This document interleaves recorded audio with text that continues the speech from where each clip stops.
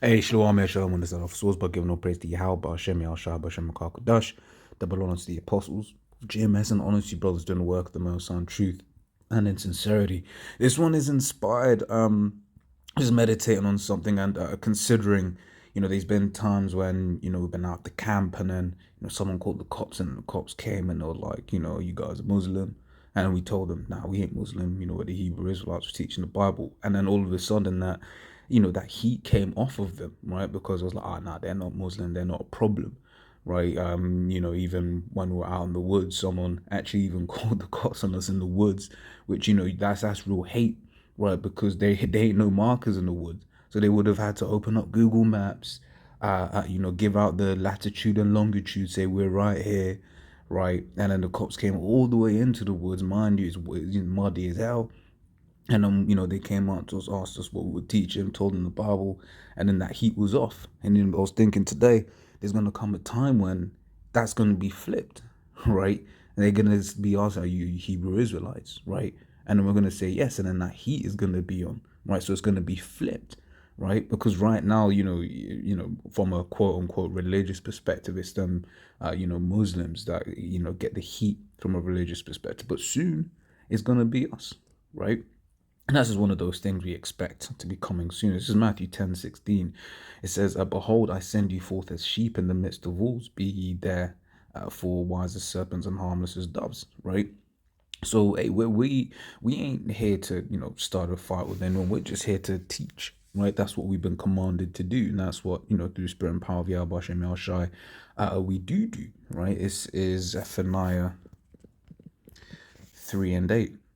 It says, therefore, wait ye upon me, saith Yahweh, until the day that I rise up to the praise. So we're not the ones that are going to be required to do anything, right? The Lord is going to fight for us, right? In fact, let me, before I finish this, let me grab this precept.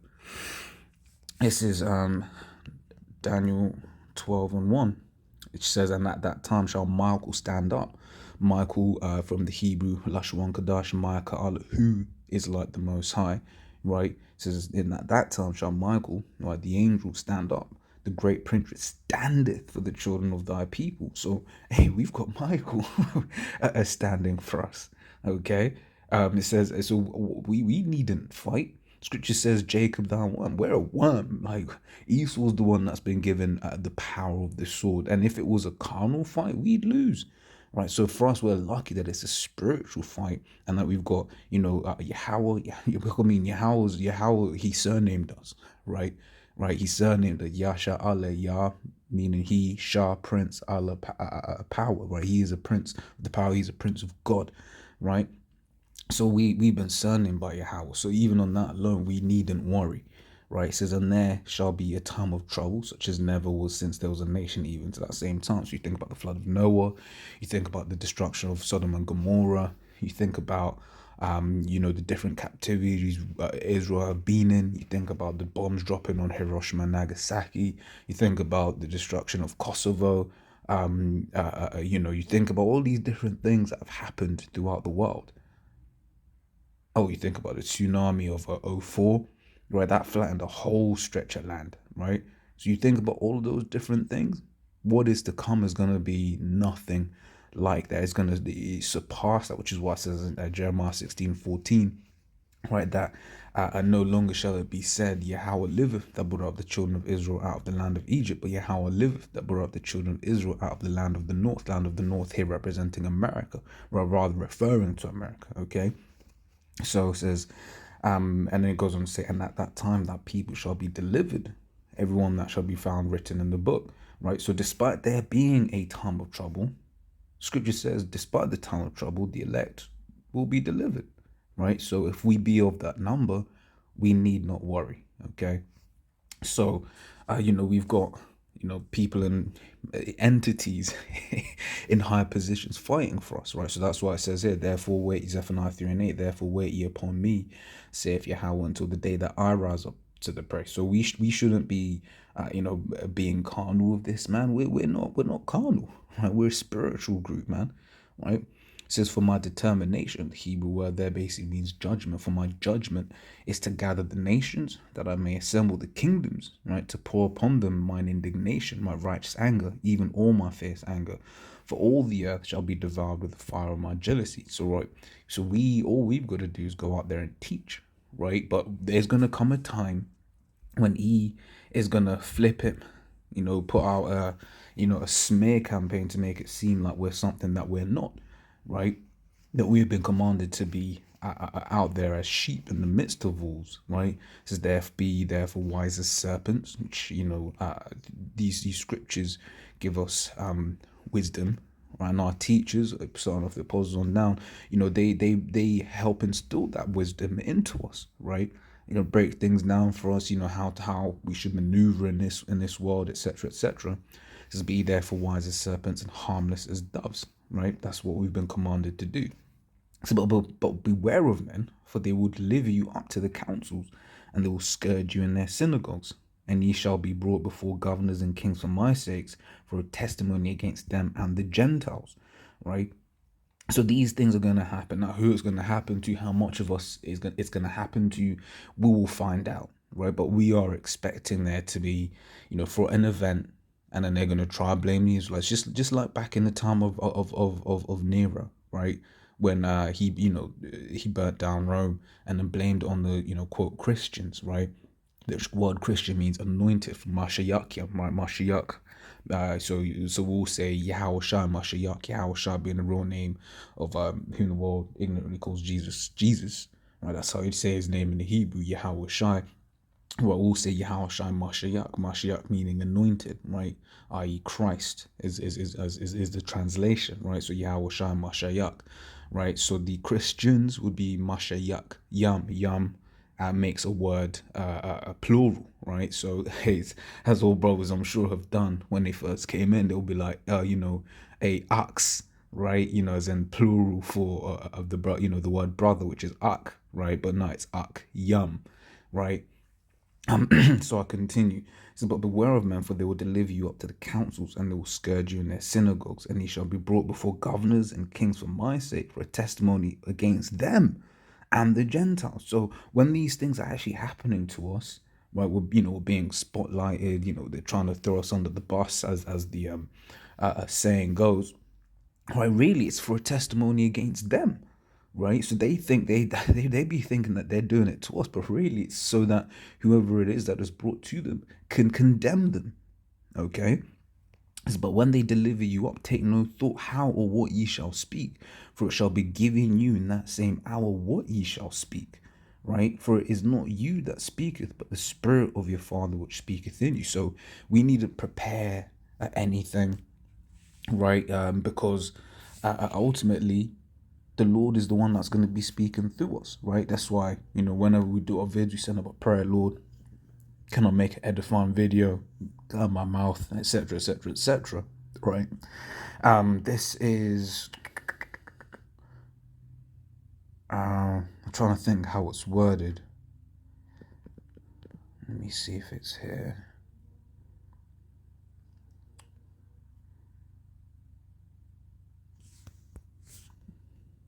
I think it was Felix. Nah. Just if you bear with me, I'm just trying to find a precept.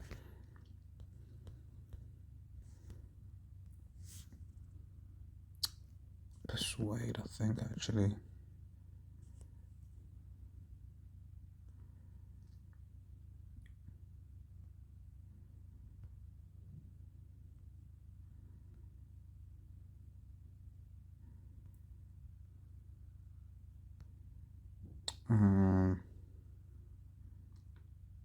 That's it. Persuade, yeah, it was Agrippa Salat. I'll see where to start actually. I'll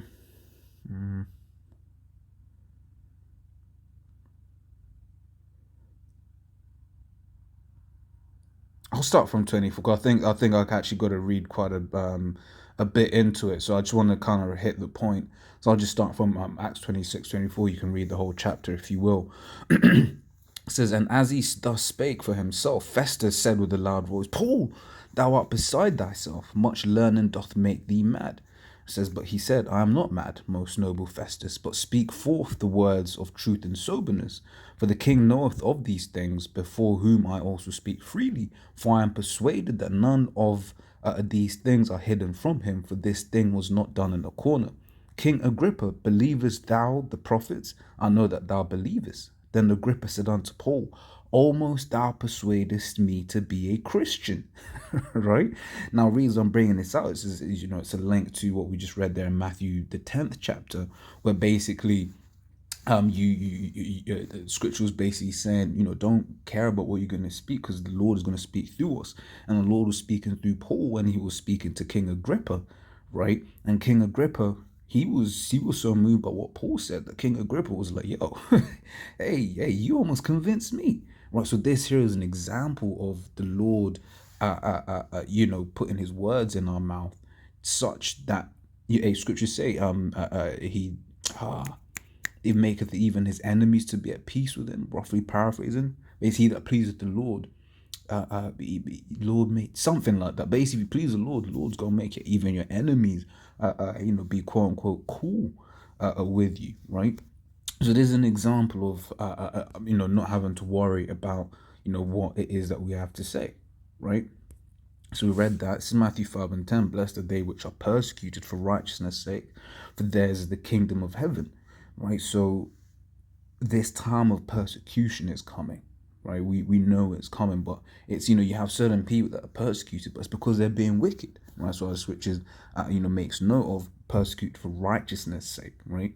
So blessed are ye when men shall revile you and persecute you, and shall say all manner of evil against you falsely for my sake. Because they did that to Yahushua, as the scripture says, the servant is not greater than his master. It says, rejoice and be exceeding glad, for great is your reward in heaven. For so persecuted they the prophets which were before you. So this proving that we are those spirits coming back again, if we be of the elect, okay? Because John 15:18, if the world hate you, know that it hated me before it hated you. So once again, this idea of the servant is not greater than his master. And ultimately, what are we teaching? Right? We're teaching what the scriptures say. So it's not us that they hate. They hate the scripture. Why? Because we're shining a light on their wicked ways. Right? It says, if you were of the world would love his own. But because ye are not of the world, but I have chosen you out of the world, right? Therefore the world hateth you. Right? Remember the word that I said unto you, the servant is not greater than his Lord. If they have persecuted me, they will also persecute you. If they have kept my saying, they will keep yours also. Right? So they did it to the Lord. See what that's quoting? Yeah, that's quoting John 13:16, right? Yeah.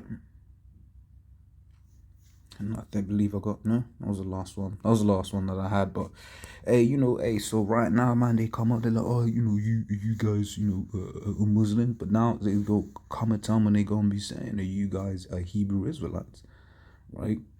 So as always, Lord's word, I was edifying. To the next time we say shalom.